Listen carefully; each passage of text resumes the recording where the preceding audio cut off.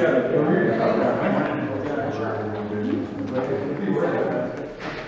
was just going to distribute it to everyone. How about, and I'll leave them like. Good morning. Good morning. Would you like me to start with the sign-in? Pass it around, please.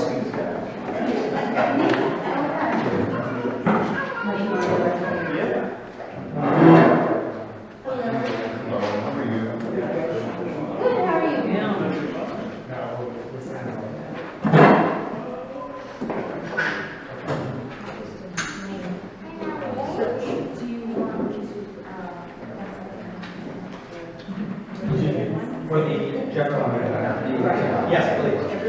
Yeah, yes, please.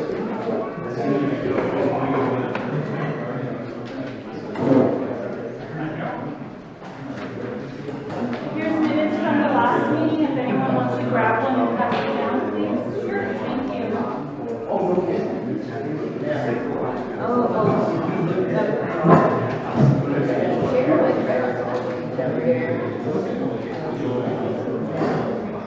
That was not specifically asked.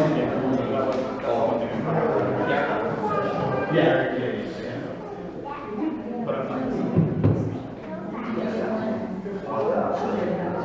For her to sign.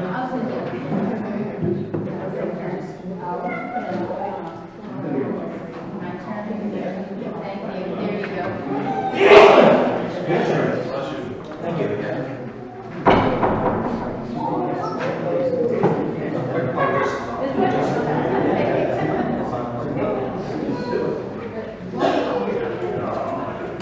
We have a sign-in sheet going around right here, so we'll get to you eventually.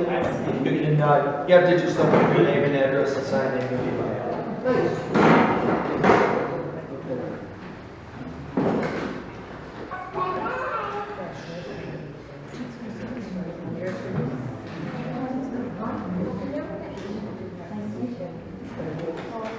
It's kicking in and out. Yeah.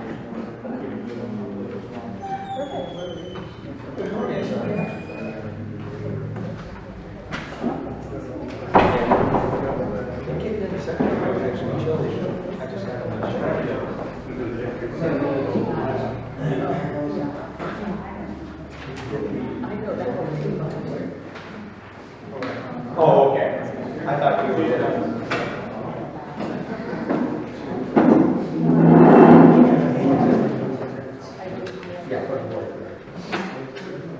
Do you have the agenda? It's going around. That's. No, the sign-in sheet The agenda's is. here. The agendas are up here. Who didn't get an agenda? We'll pass it. Who didn't get an agenda? There you go. Anybody else? Anybody else? No. There we go. Missing somebody. Where's Danny? Sorry.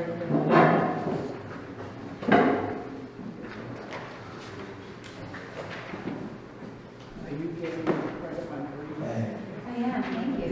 Oh, that was very nice. Here's the leftover packets. Ah, perfect. Thank you.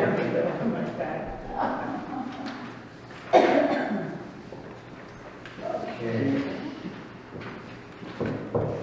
10 o'clock? We'll wait till our scribe gets back to her station so she can keep minutes of what's going on. Plus, as you will make full disclosure, the meeting is being recorded. So up on the side will be available. You've all received an agenda. I would like to make one modification to the open meeting agenda.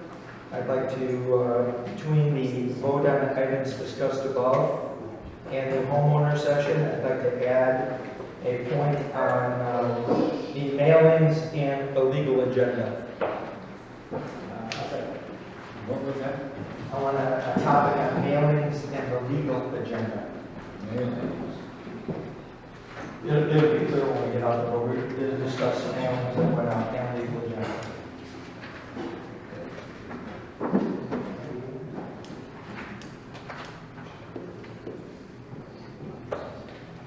So I make the motion, we have a second. All in favor? Aye. Aye. Opposed? Okay, so that would go, Who was the second, I'm sorry? the second was Patrick. So after we vote on the items discussed, we'll add in a new 8, being the mailings of legal agenda. Homeowners will be in, I think you said 6C. I'm sorry? Is that 6C before the vote? No, it's gonna come afterwards. All right. Do you mind if I sit in here? I'm sorry. Oh, no. I'm trying to hear what's going on. So what was the motion was? The motion was to modify the agenda to add a topic on mailings and legal agenda. To our topic? 7B. Well, yeah, 7B or a new 8, either one you want to go. Make it 8. Another 8. Because it's not really a vote. 9 and 10, I guess. Yep. And it was carried, I'm sorry, Ken, did you vote for or against or abstain? Let's vote for it. Okay, so it was motion, second, all approved. Okay, let's start with a call to order. I'm sorry? Oops. Introductions? You want to start down there? Chris Robertson, Vice President, President, Secretary. Paul Walls, I'm the president. Olivia, Office Manager, PRM. Ken Palmer, member. To look for the establishment of a quorum, we have 4 out of our 5 members. Damon, unfortunately, is not here. For those of you who don't know, Damon is a fireman, and he's attending a funeral today for a fallen fireman. Next item on the agenda is to approve the meetings of the last open meeting, the minutes of the last open meeting. Has everyone had a chance to review them? They were distributed to us electronically. Yes. Are there any modifications, adjustments? Can I get a motion to accept the minutes? Yes. I'll second. All those in favor? And any opposed? Okay, old business. The non-com update. For those of you who don't know, we've been working with the Cibola Vista Management Company, Cibola Vista Resort. His gentleman, his name is, I'm sorry, Peter. Yeah, thank you. Peter Wyatt. Close. Close enough. He is in the process of, as you know, there is a matter of thousands of dollars that were turned over as a result of AAM at some point over the last 10 or 12 years, assuming responsibility for something that is still in question whether they did or not, or should have or not. But either way, we are in the process of negotiating the final settlement with the I'll say the rightful owners of that property, and the only communications we have had, well, we've had several going back and forth. The only thing holding this up at this point, and when I say the only thing holding it up, is the final payout of the funds, distributing our share and their share. One, they're going to give us a proposal to bring that half work that's included in that parcel to as new status. So we have to get the final quote on that. And then there's legal fees that will be associated with them transferring the ownership back to, transferring the ownership to them so they can cede it to us. So their legal team is looking at making sure all the I's are dotted and the T's are crossed. I have been in communication with them. Ken, you've seen the communications as well. I've distributed it to the entire board. He's just waiting. Sometimes lawyers don't work at the speed of light. I have not talked to him since January. No, you saw the letter. Yeah, you saw the, I just want to make sure you saw the letter. And it is moving forward. We should have our final fees. I'm hoping shortly, but I will stay on top of him and make sure we get that taken care of. Item B, archive update. There really is no archive update. One of the reasons for the addition of the agenda item is an update that will be presented on some research that's been done on the documents. I have all of the documents. CDs have been made. They have not been distributed, unfortunately, to the board. I will make sure that that occurs this week. But I do have both of the flash drives that were provided to me by AAM with all of our documents on it. Our committee updates?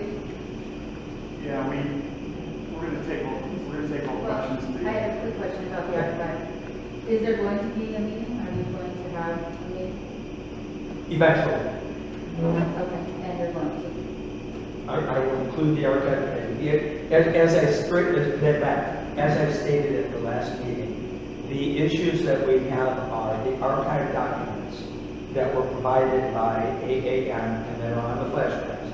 Not only include the items that have been distributed, but it also includes financial data, legal data,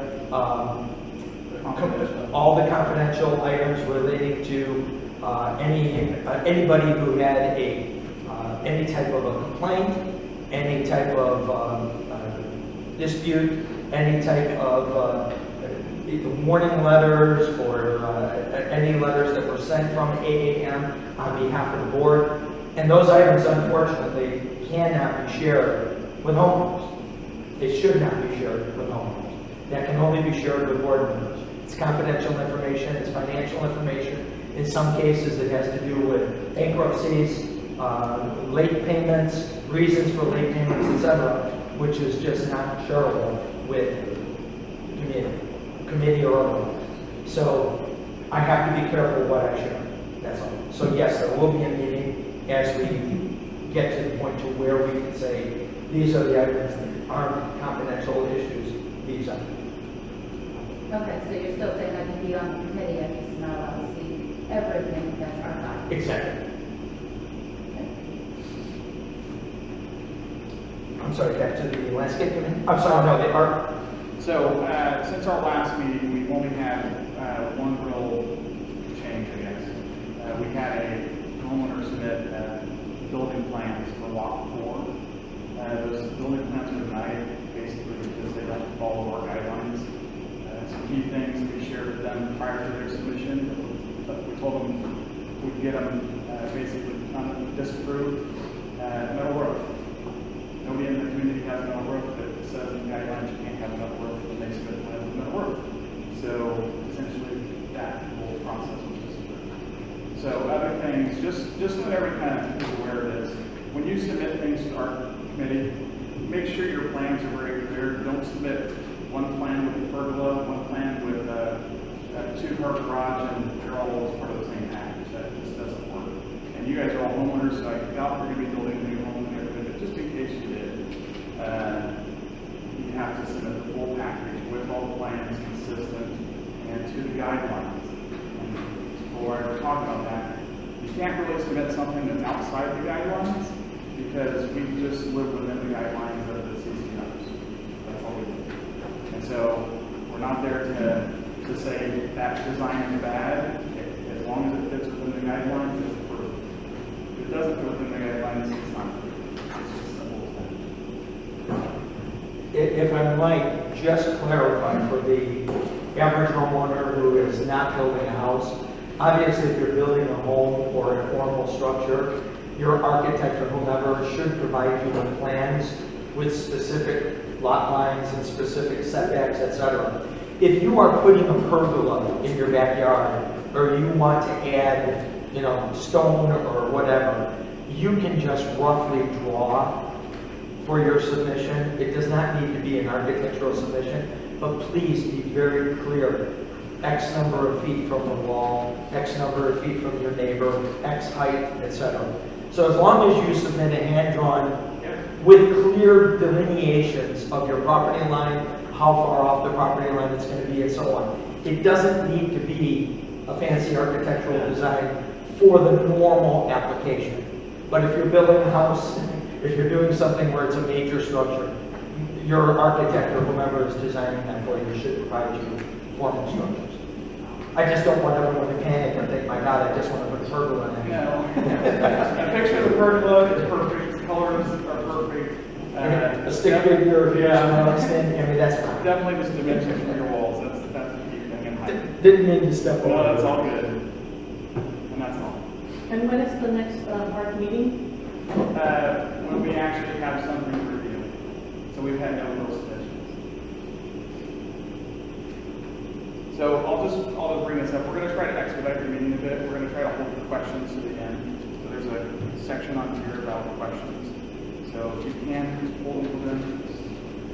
That's all. Landscape committee update. Yeah, so in our last meeting, we talked about the plans for the trail system. So actually, we have Ryan Haggard here from ABC Scapes. Ryan is part owner of the company that handles our landscaping. So if you want to just come up just so we can catch our camera. I figured, why hear it from me? Why not hear it straight from the source? It's been working really hard on the trails. So, Well, hey, Ryan. Good morning. It's a pleasure to be here. We've come quite a long ways in a short time since we've been in your community. The grass looks good. We had a nice smooth transition. Bermuda is coming well. Some of the areas, there's only a few of them, but they are out there. Where there are signs of struggling mostly pertains to areas where there's shade lines and trees. But I think through and through the Bermuda came through quite well. We have submitted information for you to consider installing winter lawns. I know that last season we did not do that. I would encourage you to do that. I think it will greatly enhance your winter and spring season moving forward. We did just get done completing the trail system project, which was huge. It was very large. It was miles and miles and miles. 5.7 miles of trail. So that was a large project that we accomplished from last month to this month. We finished it yesterday. So that's, it's going to be nice for you to get out there on those trails when it cools down. I have seen a lot more people using these trails as we clean them up, so that's also nice to see. They're active and there's a lot of traffic on them now. I can only imagine what they're going to look like in the cooler season. I guess with that, is there any questions that I can take from you, thoughts? What can I do for you? I just have a question pertaining to the actual irrigation for that trail area. Have we discussed maybe dialing that back down a little bit so it doesn't get so overgrown since there are other times? It actually is something that we're going to recommend. There's some of the areas along the trail that are watery and some of them aren't. But we did notice, actually, it was so thick in there that we didn't even realize you had water in some of those areas until we got them cleaned out. So that is something that we are going to discuss with the community, yes. They don't need to have water in those areas. Ryan, one of the questions that came up in the last meeting was around, sorry, No, yes, yeah. just around the, how you guys dispose of tree stumps. As an example, there was a homeowner that had raised some concerns about, he thought he saw a worker pulling gasoline on a tree stump, and you guys take it, obviously, a different approach, and maybe you want to talk a little bit about the approach that tree stump removal. Tree stump removal is, it's actually a physical process. Gasoline is something that we would never use on stumps. What we will do when we remove stumps within the community, we will physically grind them about 2 inches, 2 to 3 inches below ground level. That's how that works. Is there any prep or anything that's poured on them that they might have confused with gasoline? No. Okay, I'm sorry, you had a question as well? Yeah, we live off of the entrance into the community, and our backyard faces the road. I saw them cleaning it out this week, but I spoke to one of the guys that I've been emailing about these 2 trees that are behind our fence, and it hangs over our fence, but he said anything that's 5 feet from the wall, they're not gonna do anything about it. So they cleaned up the back, but it hangs over our fence, and it gets into our pool, and it's constantly cleaning. We have to constantly clean the pool, especially in the springtime when the pollen gets in there. We have a pool, it gets clean, and within 5 minutes, it's filtered. We have to constantly pay someone to clean our filters. So it becomes a problem. And so I just want to know about those trees back there. Are they going, I want to be clear if they get pulled, if they get cut down. It's a big problem. And I've been calling or emailing every month, and they kept saying monsoon season time, it will be taken care of. But it's So who It's, you- it's ugly there. Who you calling? Is it the HOA or are you calling? Yeah, HOAs. Okay. PRM? Yes. We did receive an email from PRM last week pertaining to. Yeah, that was probably from me, and I spoke to the guys out there. And What we will do is we will submit information to the board of directors pertaining to that area and that issue. And it's going to be up to them to decide whether or not they remove those trees. okay, and even the whole area, I saw them cutting it back, but it's an eyesore and just, it's a danger. I mean, just one little match or something, that whole thing could just go up in flames. 'Cause it's ugly. Yeah, one of the reasons, so just to also clarify, one of the key things that we asked for in the project that ABC's just completed was to create that fire mitigation barrier that is adjacent to homeowner property. So you'll notice now that there's a 5-foot clearance. Now, to your particular point, apologies, that's the first time I'm hearing of that particular issue. We'll talk to PRF about it, but certainly if it's a situation that's impinging on your yard, we can take a look at it and see what we can do there. In terms of general tree maintenance, Brian, I don't know if you want to talk about our conversation we had about the tree trimming and the decision we made for November. Sure. In November, we're going to trim all of the trees within the community in the common ground areas. We're going to go through, we're going to do a clearance prune, lifting of the trees, and thinning some of them in certain areas. The trees are your largest asset. I commend the community for moving forward with that and even maintaining them on a more of an annual basis than they have in the past. I think that's a great decision. Again, your trees are your largest asset, and you have hundreds of thousands of dollars worth of assets in trees, and maintaining them and caring for them is in your best interest. And we are going to be starting that in November. And just as a reminder from that discussion in the July meeting, we were given some options from Ryan around tree trimming, and so by deferring that maintenance to November, there was a cost savings for us to do it. One of the things that we discussed and was raised by a homeowner was, what about the trees that are at most risk for, say, monsoon? And that's something that we talked to Ryan about, and Ryan did go through. In order to go through, we have a pretty large tree inventory, so in order to go through all the trees, it's a little bit of a difficult ask, but certainly making sure that the ones that are adjacent to walkways, streets, that those were trimmed back. And I don't think we had much of we haven't really had monsoon, so that also helped. But we certainly haven't seen much in the way of loss since that conversation. And just one other point, so that doesn't mean we're not going to look into that till November. We'll get with PRM next week and make sure we get the information. It's And we'll just circle back the with you. trash that goes into our pool. For sure. If you I could just know the give us exact your- tree you're talking about. At the end of the meeting, just give us your address and everything. Okay. Yeah, on that same comment, I'm wondering, and open to everybody, a lot of us, at least like I back Joe Max, back when I was there for that side of Joe Max. And I agree, I've got the trees behind mine on the community side that have those brown pea pod things. Yeah. Those Yeah, are horrible, we have those those. stay in the bottom of my pool, same kind of thing. So I know years past when the trees were a little shorter, I trimmed them back myself from my side of the yard. Now they're tall enough, I can't do that. So I would say that's something maybe we should be considering in general, is for any properties that back against the community property, then we look at making sure the trees are cut back. So, just a thought. Well, my observation, just riding the paths and looking at what's been cleared away from the 5-foot clearance from the walls of the homes, we have mitigated a lot of fire risk.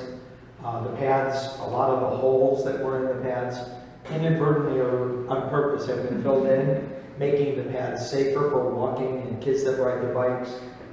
Great job. It really looks great. One of the things we also asked Ryan to do is we don't want that to be a one-time event.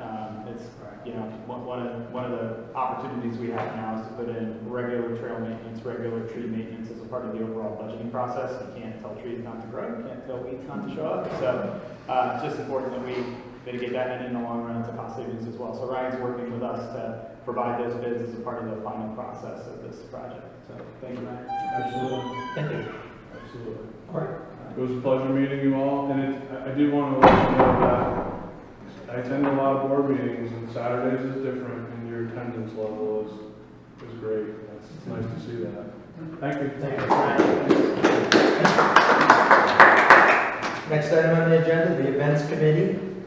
Damon was kind of semi-quasi looking into that. Yeah, so Damon, unfortunately, as you mentioned, he had a service that he needed to attend, but just an update from the last meeting, we've had a couple of homeowners that expressed interest in being part of that. Some of the ideas that Damon surfaced is some of the things you see in some of the surrounding communities, like for example, West Wing does their movie in the park, which is a great event for the community. So just getting a chance to really open and discuss it. And one of the questions he had, and I'll just post it for him, would the community be interested in starting to have events that are more community driven, like a movie in the park or other things to explore, because that's going to take two things. It's obviously going to take volunteers and resources. So just looking at the room, we don't have a ton of people here today. So one of the things that we'll likely do is work with PRM to put together a survey to start to gather some feedback from the broader community and determine what are the things people want to see. Some people may not necessarily want to go to a movie park. Maybe they want to do something else. Maybe they want to do something tied to holidays. We've got Easter events in the communities. We've got all types of stuff that people try to do on their own. So looking to formalize that process, and David just wanted to put out a quick update on that. And honestly, we wouldn't have to go here in the park on the view. A little more. Painting committee update. Yeah. So where we left this the last time we spoke was there's obviously a second phase of painting that needs to take place. We have all of the walls that have been painted, the walls that are view fence or are adjacent to the property that's not facing Cibola Vista Drive. There are some unpainted walls. So a couple of things. There was some discussion in the last meeting about the verbiage in the CCNRs about responsibility for maintenance and how that cost is split. I still think that, as a board, the jury's out. I feel like we still have some differing opinions on how we want to proceed with that. And I'll just tell you from my stance personally is let's get all of the details first, the numbers. Let's figure out what the cost is going to be. Let's figure out what the lift is going to be, because there's a few factors you have to take into consideration. The first factor is where there's view fencing, you have some folks that obviously in some cases have landscaping, there's access issues, there's some concerns from some folks that have been voiced about what happens to that landscaping. The flip side of that is you can't ignore it, because all of those fences, that paint actually provides protection against rust. And in some cases we've got some of those fences that have started to corrode and we've got some damage. And so it's really just balancing, what can we do for the community that doesn't impinge on people's, own, accurate landscapes and desires for the backyard, but also keeps the structural integrity of what we have to have for our shared walls. So in talking with our painter about this, one of the challenges in getting the final bids is we've had a Jumanji-like thing in the trails that we just now cut back. So just effective with Brian's completion of this project, there's access to all of those walls now. So one of the things that we'll be getting is a bid measured out to ensure that we understand the linear square footage, we understand where all of the view fences are, et cetera, so we can discuss it as a board. One approach that we're actually discussing right now that I think is an ideal next step would be to paint the stucco portions of those fences. Primarily because in those cases, it is not an impingement on the owner's property. It essentially goes up and just to the fence line if you have a view fence. It doesn't require a homeowner to get access, doesn't require any changes to the landscaping. It'll, from an aesthetics perspective, match the rest of the walls in the community. And then from there, it will free us up to really determine the appropriate next steps on what to do with the actual metal view fencing. Because in some cases, there's going to be some things that the painter can take care of, and then in some cases, there's going to be things that the painter can't. It's going to be, we already have seen people with a homeowner where it's probably going to be outside the scope of work that the painter can do, so we'll have to bring in a mason to fix some of that stuff. So, I think we can continue to progress, but, we certainly aren't going to do it until we get all the numbers and see, does it benefit us. It could end up being a situation where it would benefit us more to wait and do both at the same time because it's just cost savings. So no final decisions yet, but just want to give you an update as to what we're looking at right now and really what the next steps are. Okay, under new business, reviewing the financial reports, were those provided as well? Financial reports.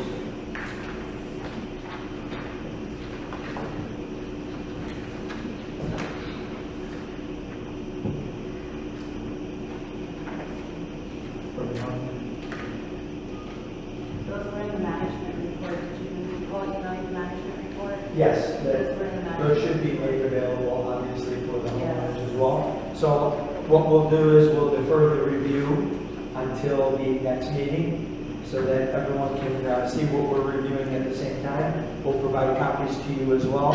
And obviously, if there's anything that we feel is irregular or any questions that we have, we'll follow up with PRM, but we will update you at the next meeting with copies of all of the financial activity through the period. Approve executive session items. As you know, we put in the minutes in the last meeting, as well as in the agenda, that we would be holding an executive session meeting after the open meeting. And we went back into open session to vote on those items. And I would just like to take a minute here to, in open meeting, in as general terms as we can, so as to keep the integrity of the confidentiality, go back in and make the motions that we would need in open session with the homeowners present.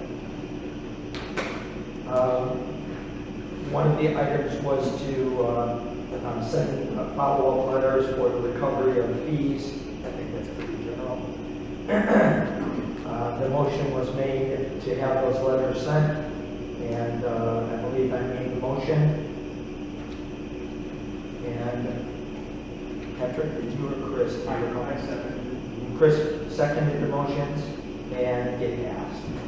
So I'd like this to be noted in open session that the board agreed to pursue repaying funds. I believe that was the only item that we voted, but the only, actually there were two items, there were two separate votes to do that. One with and one without Mr. Palmer. Repaying funds for what? Repaying, recovering funds that were distributed to certain individuals. There were executive sessions. On the that- board? That we can't go into details. There was executive session issues, and it regards confidential information. The funds were paid to somebody on the board, though, is that what you're saying? We're not saying. We're recovering funds that were paid to individuals.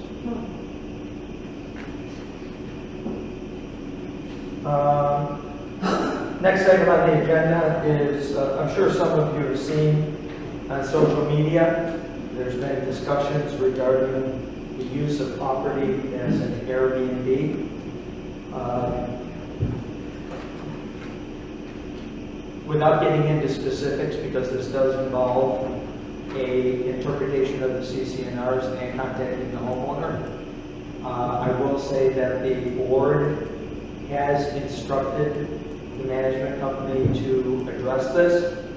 For specifics, anyone who may wonder where this is addressed in our CCNRs, if you want to write this down and look at it, unless you have a copy of the CCNRs with you, if you look at section 4.10, residential use, it does go in to state that you can run a business out of your house as long as there's no interruption in the operation of the neighborhood. So as long as you're not raising livestock that has a smell that would be offensive, or if you're not doing anything that involves solicitation door to door.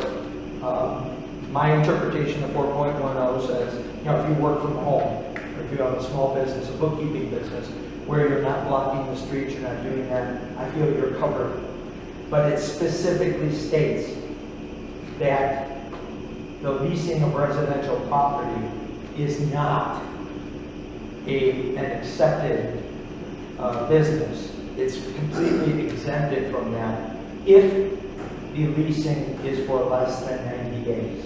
So you can lease your property for 90-day periods or greater, according to right near the bottom of page 11 of the CCNRs in section 4.10. The leasing of residential unit by owner thereof for a period of not less than 90 days of the term lease shall not be considered a trade business within the meeting. Owner will provide a copy of such lease to the association. We've never seen any such lease. if one had been appointed by the association, any management agent. Notwithstanding the foregoing, no lot, residential unit, or any portion thereof shall be used as a bed and breakfast, or other form of hotel, motel, or temporary lodging. It's very clear, in my opinion, so we will be addressing this, and we will follow up as we have any further details. I just want to make sure, because there's been quite a bit of chatter about it. I'll just add to it. Please.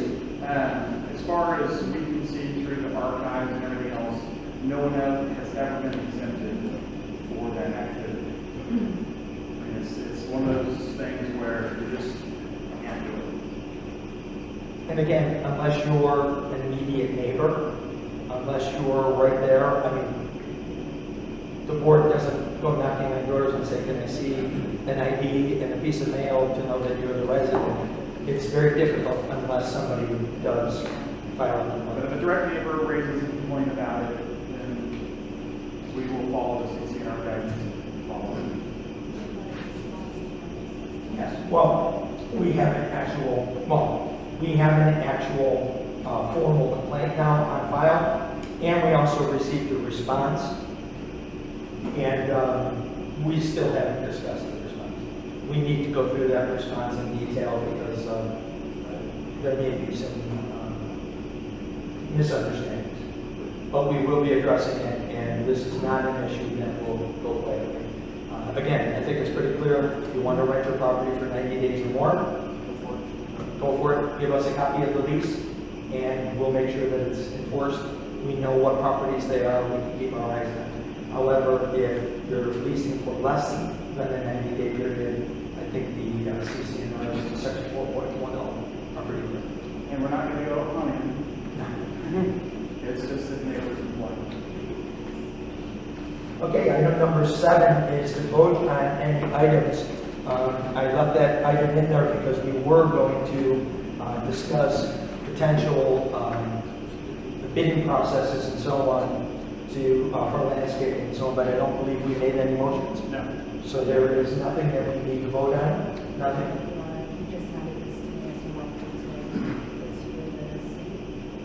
Yeah, we need to discuss this. This wouldn't go on right away anyway, but yes, I'll give that to you. By the way, it's a proposal from them based on his ABC scape, based on the winter grass, the Ryan. Okay, so there's no vote items. Next item is the mailing and legal agenda. I'll take that one. So, I know several folks, maybe all folks in the community received a mailing on Wednesday or Thursday. So just points of clarification, that was not sent by KRM. It wasn't sent by the board. I was at the May meeting and here when that document was initially distributed.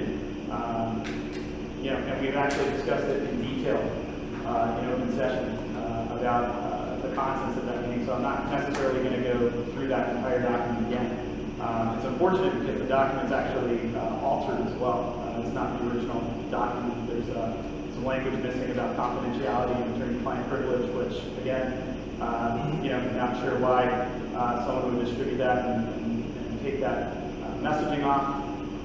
I don't want to speculate, but it's just coincidental that this is happening while we're trying to handle some items within executive session around recovery funds. So while I can't say for sure, the timing is certainly suspect, to say the least. So again, this is not something that came from the management company. The board, this is obviously somebody who decided to distribute it on their own, and it's just unfortunate because it's been discussed in open session. Each of the points that we covered. It involves obviously Paul, but again, and negated. Yeah. So again, it's a very difficult situation that you're in. I'll just say speaking from being a new board member and sitting next to somebody that's a new board member, we spent the last several months just trying to do two major things. The first is address some long-standing items that are really impacting the community. One being obviously the landscaping. and the finishing of some major projects around paint and other things. And the second is just to try and move past some old business and animosity and challenges that have been occurring with the board. I'll tell you, coming in from, and full disclosure, obviously, I didn't really know Chris all that well. I didn't know Paul all that well before I got on the board. I didn't know these guys pretty well. Didn't know Ken either.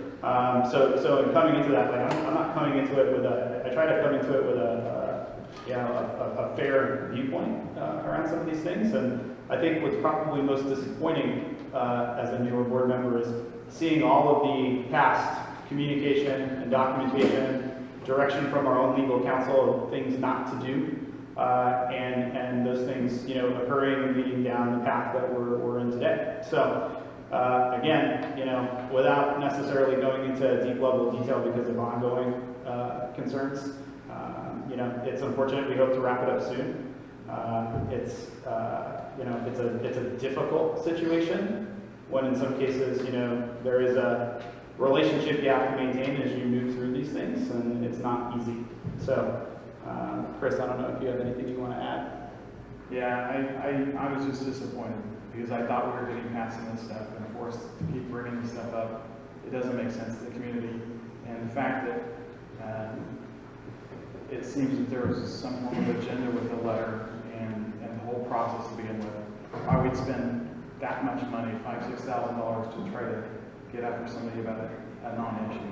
I think it's a waste of your homeowners' funds, and it shouldn't ever happen again. I just want to clarify, the cowards that can't put their name on the return address didn't include me in the mailing either, so I guess the person that they're targeting, they couldn't even send to their own, but just thought I'd point that out as well. Okay. One final thought is just, I'm sorry, go ahead. For the record, I had nothing to do with it.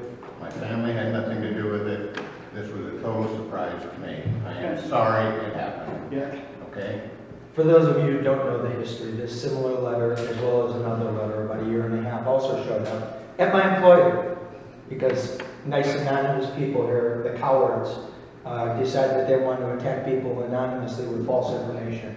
So, again, I'll be happy to talk to anyone who wants to chat afterwards, but these are the type of people, unfortunately, that out of 300 plus homes, 340, 350 homes, unfortunately, there has to be one or two that don't want to play well in the sandbox. So. Hopefully we'll move past it. Now we have to talk about it. Can I ask a question about that? Please. Is there a way that we can bury that and never talk about it again?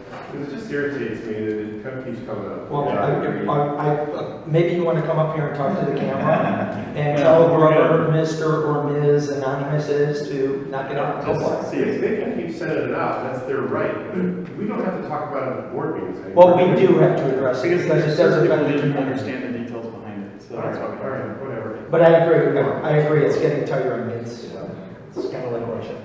All right. Okay, homeowners section, I think we have some time today. Any questions? Yes, please. Okay, I'm on the corner. The wall away from my house is already painted. What happens now inside my yard? The cinder blocks got lots of mortar missing. Am I liable for that? The inside of your lot, yes. The mortar. So not the wall itself, if it's a common The wall. painting I know has to be Right. the resident, but the mortar is missing in a lot of the cinder blocks. Again, on the exterior or inside your yard? Inside. Inside your yard is, unfortunately, and this is obviously open for interpretation, but the wall, any common area walls that need repairs, and this is what we'll have to look at if you want to let us know. It depends on what the nature of the damage was and so on, whether or not we have to share that expense or whether it's fully borne. Okay, that's number one. Yeah. Number two, the railing Yes, is attached to maybe about 3 cinder blocks, yes, and it's cracking. yes. Yeah, we're seeing that. Yeah. We're seeing that. I went to. I have to another pay home. for that. I think the maintenance of the fence Yeah. is 50-50 between the HOA and you. And that's part of, some of that repair, just so you're aware, is going to be in the bid from the painter. and then some of it will be outside the scope, but that's when he'll determine it goes all the way through, it's inside, and that's when we'll have to determine. If you wouldn't mind though, just sending a quick note to PRM, just so we have your address as he goes through and he starts to make that bid. And We don't want to, yeah, we don't. When we get the full picture of how much the repairs and maintenance, the full painting on those cinder blocks. He's not finished with us yet. Oh, gosh, no. Okay. That's gonna be the next phase. I don't know if you followed along with what he was talking about. Because of the growth that was up against those walls and the view fencing, it was very difficult to even get back there to take an assessment. Couldn't measure, couldn't actually see if there was. Now that we have the 5-foot leeway, he's gonna go back on all of those areas that have not been painted and get us a quote for that, as well as the wrought iron fencing. And part of what we asked for too, aside from just paint, is to start to capture where we've seen structural damage in the wall. You know, what'll be challenging is if it's on your side of the fence line and it can't be seen, so that's why if you don't mind just sending it into PRM so we can. So Because we we don't know don't if need it's to visible be from the inside of that. And that goes for everybody. If you have a wall issue, you gotta go up here and down.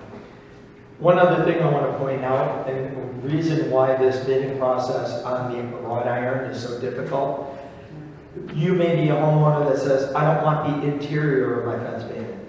And we have to try to somehow paint 3 sides of it without getting to the, I mean, there's a lot of issues involved in this, so we're gathering all of the information, then we'll come back with the proposals and open it up. Yes? Okay, so we're marking the reactor. We have the property at 9174 Dead Cog. It's the one that we have been using as a bed and breakfast. Not a bed and breakfast, but an Airbnb, a short-term rental.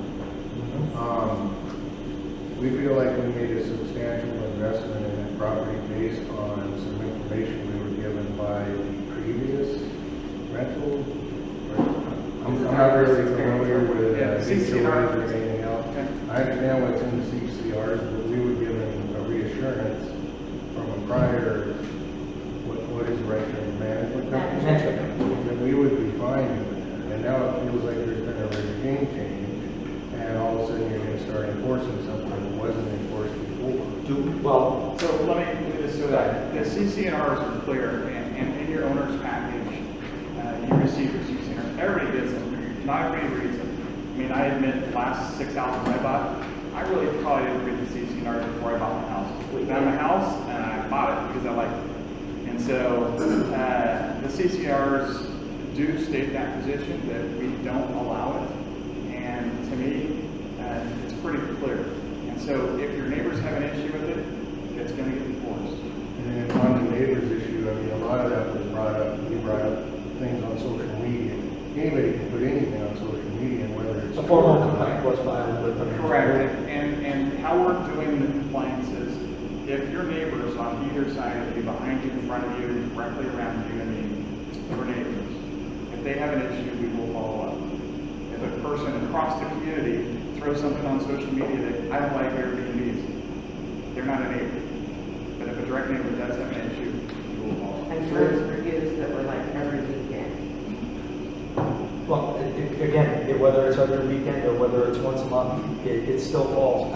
If you have any of the documentation from AAM, I'd love to see it, and we can pursue that. That documentation that a discussion took place, it's not perfect. Yeah, I think we need And an email. that section you're referring to is what made me call her and ask. And she assured me that it's not the same thing, a bed and breakfast is a hotel.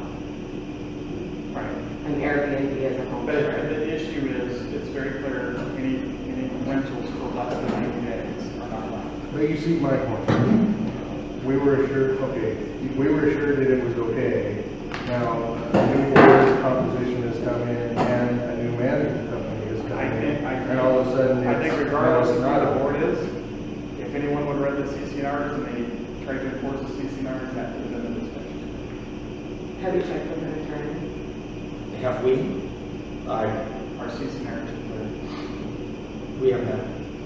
I understand your position. I'm trying to see if you understand mine. Oh, no, absolutely. And if AAM gave you the wrong information, if AAM gave you an interpretation that's inconsistent, I believe that your issue or argument would have to be with AAM, because it was never presented to the board to my knowledge. I don't recall any issues being raised about a bed and breakfast. Anyone saying, we received a call asking about B&B, etc. Ken, do you recall anything like that? So they made a unilateral decision. If that conversation, and I'm not doubting, if the conversation did occur, that was a unilateral conversation. That was never even shared with the board. And again, I've got to go back to the interpretation of the CCNRs. That's the only thing we can enforce.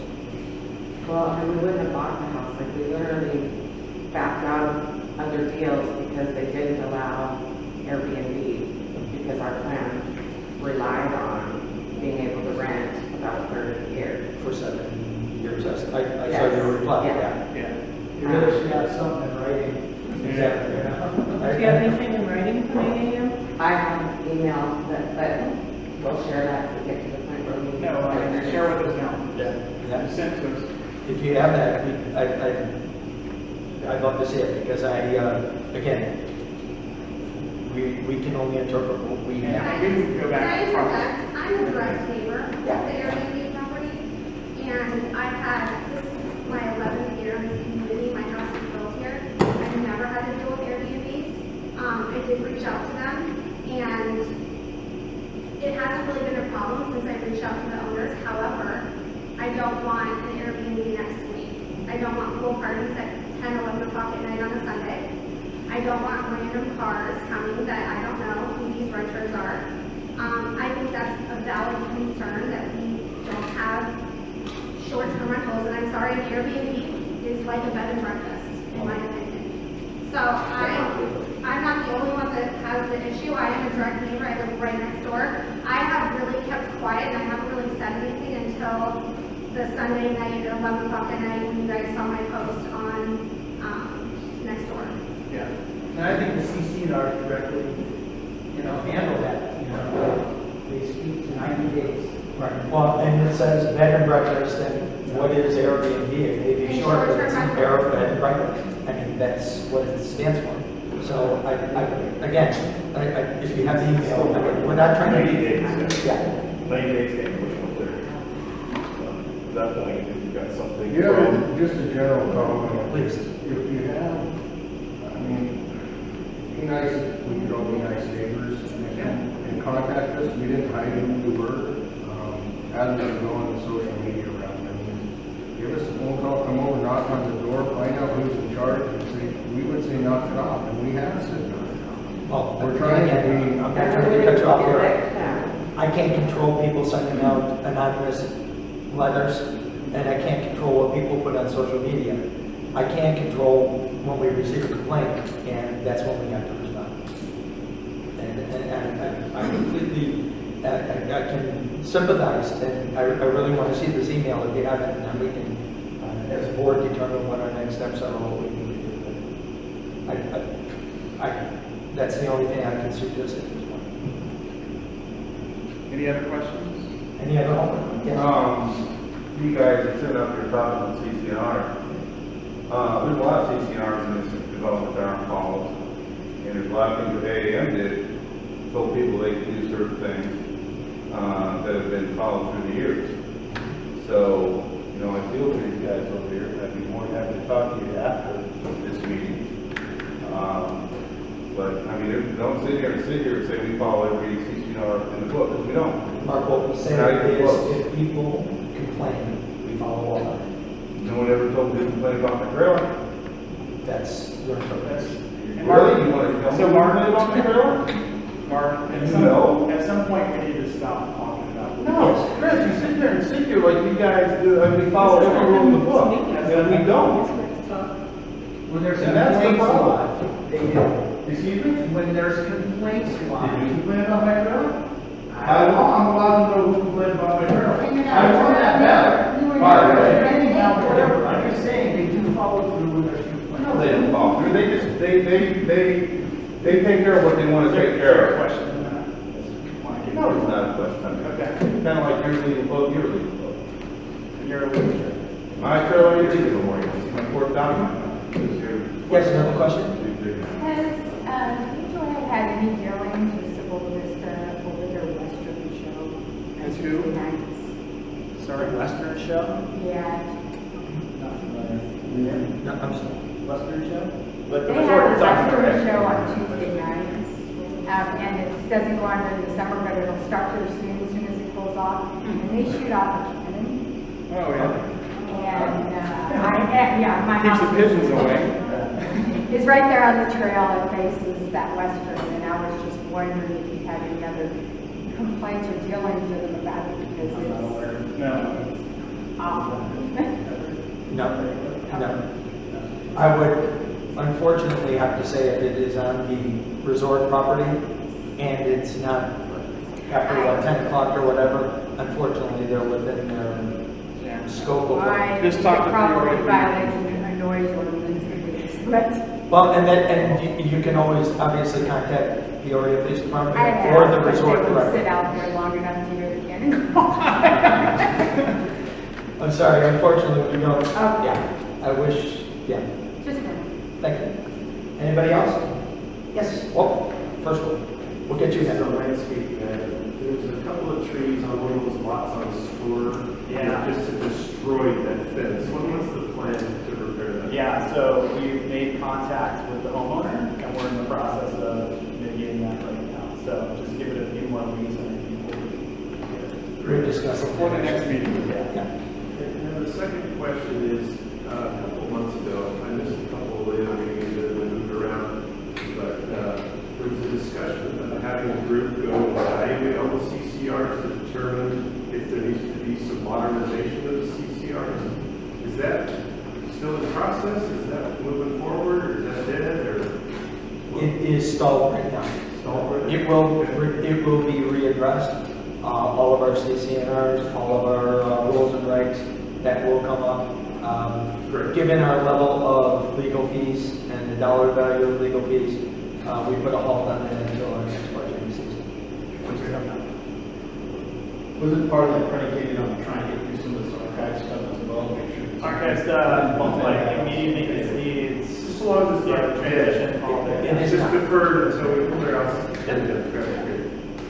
That definitely needs to be improved. And the third item I wanted to raise up is, there was also a discussion about potentially creating the ability to pay our fees automatically online, something, instead of this crazy paper-based process we have now.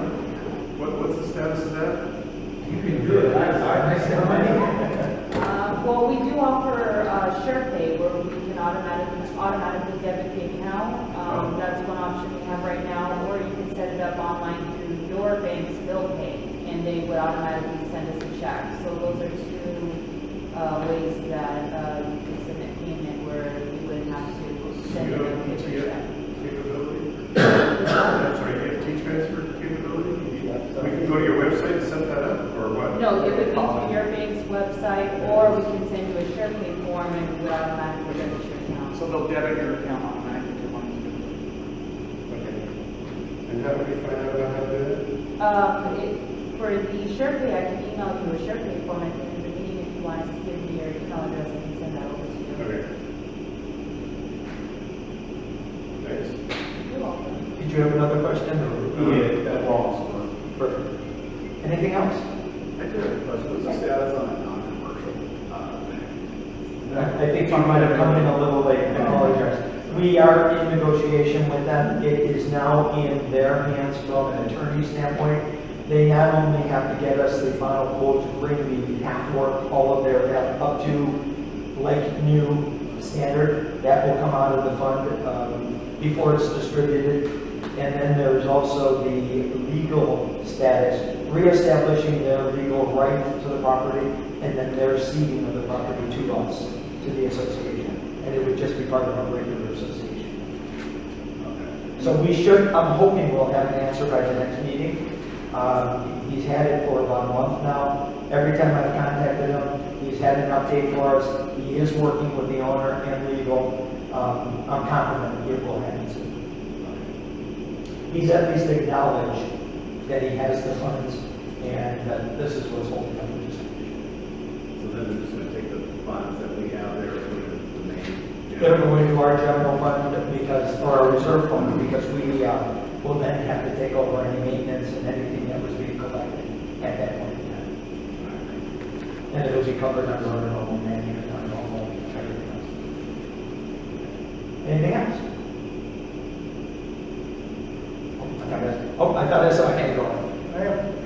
Well, you just said, any uncollected funds, but we're not gonna be paying that. No. When I say uncollected funds, what I meant was, it's what we're going to be doing as far as, it's for the distribution of those funds, and then we will be responsible for the maintenance going forward. No additional fees on that. Good work, Ken. Just one more, can we get a copy of the complaint we received? If you sent an email to the office, if you send an email, I need you to request it in writing. Okay. And then we received a letter in non-compliance, I guess, and it's got a couple of different times we need to reply, 14 days and 21 days. Is our email and you, does that satisfy that? Yes. Okay. And one other question, the trail we're talking about, are we ever going to be able to get access to this gate that we did into if you take that trail? Is that kind of a dead issue? We haven't had a follow-up on it. This is the side that comes up to this side, right? Which is the gate right over here? Yeah, it's the gate, but doesn't that leads into that newer community area there? Yeah, I have to look into it. I don't know the specifics. I think probably one of the challenges is, like, if you look on the Google map, it kind of leads into that gated community right there, right? So it leads into ours. Right. The point is we're gonna have to work into that HOA and figure out what the options are. I honestly don't know. Put it down the list. Yeah, it'd be nice. Absolutely. I mean, given the fact that it was there and built, obviously when the builders were coming through, we probably just have to go to them and say, hey, it's really not fair, you have access, we don't. They would have had to, when they filed their building plan for that access, I would think, we would have been notified. Did that occur? The gated, the area that's gated, where there's the locked gate on the trail that leads into the newer gated community. You're talking about the West Wing, the new Yeah, addition? That was never discussed, but we went to there were 3 or 4 open meetings before that development was done. And there was nothing discussed about it being a gated community. And so once they got the permission from the city to gate it, then they never came back and talked to us about the trail and the access and all of that. So it was frankly a shock when one day I walked up there and they have access to ours and we don't have to theirs. One other thing is... Does it lead to a trail though? Because I looked at it on the maps and it just looks like it leads into the neighborhood to like a walkway. It's not like a trail. Well, if you look at, there's a little brochure out from the city of Peoria about, they were hoping to develop a trail all over. Ours was included in that, and it showed it extending on up through there, which it did at one time. One of the issues I was going to talk to Peter Y about is when they develop parcel 6, which they're talking about some kind of little mini commercial area, I think we ought to go to them and say, how about providing access out to Lake Pleasant Parkway along their perimeter so that our trail then joins the trail that's out there. But that, maybe discussions with them. What's that? That's a good idea. Yeah. That's smart and get ahead of it as opposed to getting behind it. They're going to ask us to not oppose the development of whatever they're going to do on parcel 6. So I think we have some leverage to say to them, beware, we have a development in parcel 5, and those people are going to be impacted by whatever you're going to do in parcel 6. So let's try and have a mutual thing, like don't put a bunch of trash bins back there or noise at night or stuff like that. So when you get done with Peter, you might say, how about talking about that? Well, and he's already said, as you know, we're planning a development on 6, and we'd like to discuss that with you. So absolutely, he's already laying the groundwork to get that in place. And we can discuss with them taking that gate out or opening the gate. I don't think you're going to get the gate out because then you can't get out of there. That would let you into their gated community, but then you can't get back out. Yeah, I agree, and that's kind of the thought process. Like, it's unfortunate that it was there, but I kind of look at it this way. So, does it benefit us to have access inward? Likely not. If there's a benefit them to have access out, sure, they get access to the trail. If there was a wall there, does that stop them from using the trail? Not really. They just have to walk around and get on the trail. So it's kind of like, we'll have to figure out what the right the decision point is there, but it's happy to follow up and see where that decision is made and why everyone's got it. Yes? One last question. We have guests booked, and one is next weekend. Do we have to just cancel that or shut her down, or can we finish out, kind of close things out? It's a family that their parents are having their 50th wedding anniversary, and they live at West Main, and so they wanted to be close to the parents. I mean, by the guidelines, she can't restrict them, that's all. That has to be the answer from us, is that, you know, it doesn't. Well, it's by the guidelines as you interpret it right now, but not as. I understand. I understand. As we were told and as. I completely understand the situation. If I'm serious, I brought that exact section up. Yeah, like I said, if you could share that with us and share with that email, that would be really helpful. Anything else? Then I believe the next item on the list is to adjourn at 11:03. Yeah. Thank you so much for coming, everybody. We will give you plenty of notice before our next meeting. Just so you're aware, of the next meeting, we're going to have to, between now and the next meeting, we'll probably announce a working session to discuss budgets and to discuss our annual meeting and so on. So we have a proper amount of notice. Just to let you all know.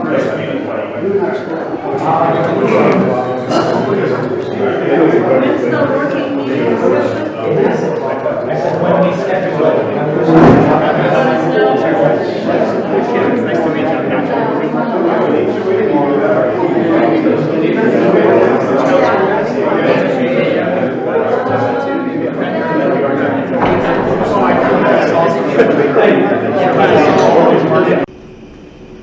11:48, we're reconvening an open meeting just to ratify, which we will do in open session at the next general meeting, but just to ratify that we have discussed continuing to find a parking situation that has been dealt with in the past after reviewing the current fine escalation policy. I made the motion. It was seconded by.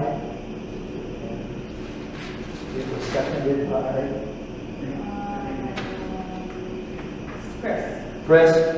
Ken abstained. Ken abstained, and everyone else approved, so the motion carried 3-1, 3-9, excuse me.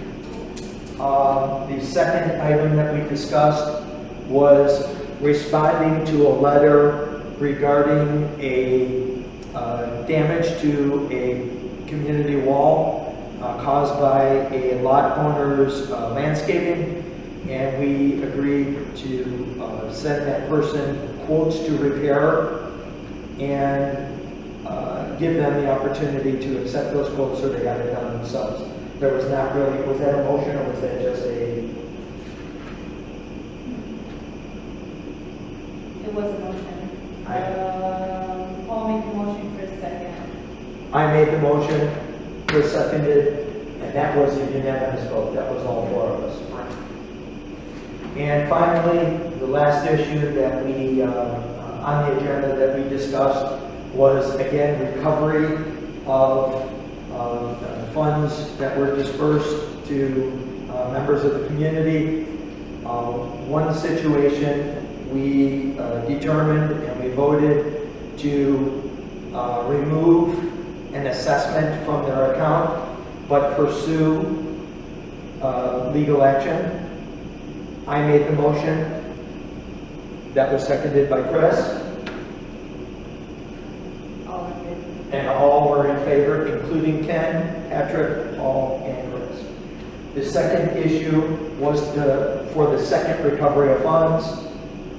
With Ken abstaining, we made the motion to allow our attorney to respond to a letter that was received from the lawyer of the person being having the request to refund funds, and respond back with our counter offer.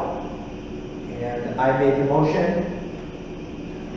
Patrick seconded it, and Ken abstained, Chris, Patrick, and Paul voted yes.